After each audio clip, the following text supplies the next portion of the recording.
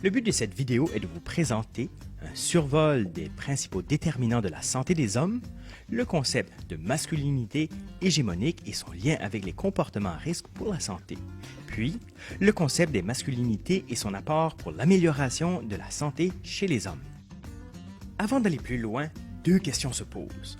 En quoi le statut de santé des hommes est-il différent de celui des femmes? Et s'il y a une différence, comment s'explique-t-elle? Le premier constat frappant est celui de l'espérance de vie. Au Canada, l'espérance de vie à la naissance des hommes est approximativement 4 ans de moins que celle des femmes. Le deuxième constat est le ratio APVP. L'APVP mesure le nombre d'années d'espérance de vie perdues en raison d'un décès prématuré, soit un décès avant l'âge de 70 ans. De plus, les hommes sont 2 fois plus enclins à mourir de façon prématurée. Ils meurent 4 fois plus que les femmes lorsqu'il est question de mortalité due aux maladies cardiaques. Le troisième constat est celui de la santé mentale.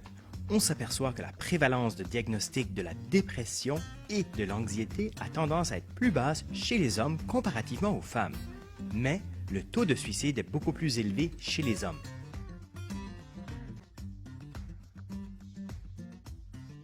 Alors, qu'est-ce qui pourrait expliquer ces différences? Les statistiques nationales montrent que la majorité des décès prématurés chez les hommes est attribuable à des facteurs comportementaux à risque pour la santé. Ces comportements à risque sont l'inactivité physique, le tabagisme, l'alimentation malsaine, la consommation problématique de drogue ainsi que la consommation abusive d'alcool. En plus de tous ces facteurs, la faible utilisation de services de santé est très présente, notamment les services de prévention ou encore les services en lien avec la santé mentale. Les statistiques démontrent clairement que tous ces facteurs sont beaucoup plus présents parmi la population masculine. D'autres déterminants sociaux de la santé expliquent cette différence, comme le sexe ou le genre, la culture, le revenu personnel et familial, le niveau de scolarité, le soutien social ou encore le développement durant la petite enfance. Mais pour bien comprendre la santé des hommes, il faut surtout porter attention à 2 facteurs particuliers, soit la culture et le genre. Pourquoi les hommes s'engagent-ils dans des comportements à risque et n'ont pas tendance à demander de l'aide en matière de santé mentale? La plupart des hommes sont socialisés à un très jeune âge à incarner la masculinité hégémonique.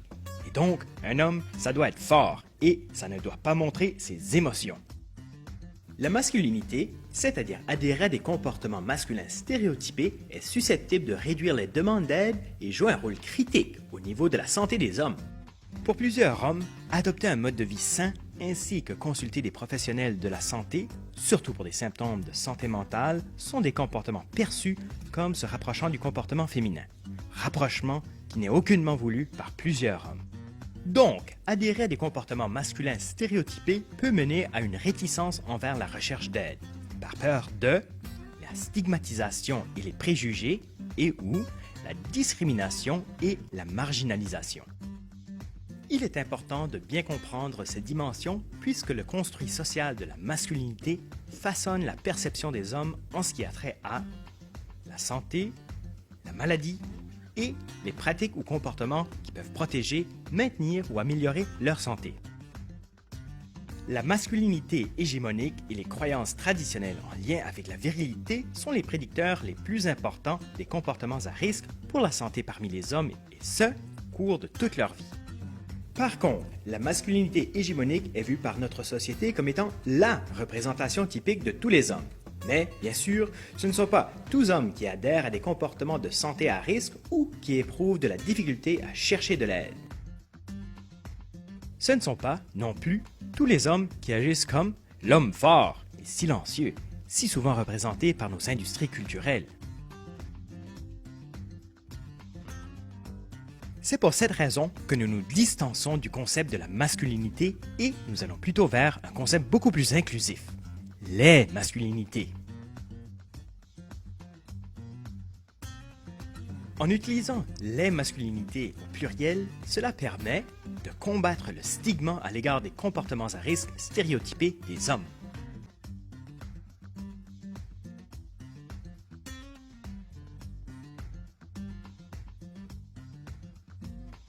En plus des diverses masculinités chez les hommes, la signification portée au fait d'être un homme ainsi que les pratiques de la masculinité changent en fonction des événements de vie, culture, origine ethnique, orientation sexuelle et âge. En 2011, Evans et ses collaborateurs ont développé un cadre pour examiner le concept des masculinités. Ce cadre explore les masculinités comme un déterminant de la santé ainsi que les écarts de santé entre les hommes et les femmes et parmi les hommes comme groupe social hétérogène. C'est après cette étude que l'on a commencé à réaliser qu'il y a d'importants écarts en santé dépendamment du modèle de masculinité auquel l'homme s'identifie. Il est nécessaire de mobiliser ce que nous avons appris sur les masculinités et les pratiques de santé chez les hommes et développer des interventions adaptées afin de satisfaire leurs besoins spécifiques. Il est également nécessaire de modifier nos approches en promotion de la santé ciblant les hommes. Utiliser des messages et des stratégies axées sur le développement d'objectifs concrets de changement, sur l'action, sur le rehaussement de l'estime de soi semble être plus efficace auprès des hommes. Par exemple, la majorité des hommes veulent se sentir indépendants et avoir le contrôle. Donc, employer des messages ou des stratégies qui sont proactifs et qui mènent à une meilleure estime de soi devrait être privilégié. Toutefois, il est important de toujours créer un espace de liberté, de décision et d'action, comme suggéré de différentes options pour que l'homme puisse faire un choix adapté à ses convictions et à ses préférences. L'utilisation de méthodes interactives comme les outils électroniques peut être anonyme et protéger la confidentialité, ce qui représente une option de choix pour certains hommes. Il faut noter qu'il est aussi important de valoriser les réalisations et les acquis en changement entrepris par l'homme. Une telle approche favorise la création d'une alliance thérapeutique positive et l'établissement d'un climat de confiance favorable à l'amélioration des pratiques positives en santé. Finalement, les messages clés à retenir sont les suivants. Les hommes sont plus enclins à adopter des comportements à risque pour la santé et sont moins ouverts à aller chercher de l'aide psychologique. La stigmatisation et la discrimination sont négativement associées avec la recherche d'aide, surtout pour des problèmes de santé mentale. L'adoption du concept des masculinités favorise une prise de conscience des différentes manières d'être un homme et du besoin d'adapter nos interventions. De fait, des interventions centrées sur les besoins des hommes devraient inclure une approche collaborative et inclusive, une approche axée sur l'action et les objectifs concrets et une approche incluant des outils électroniques.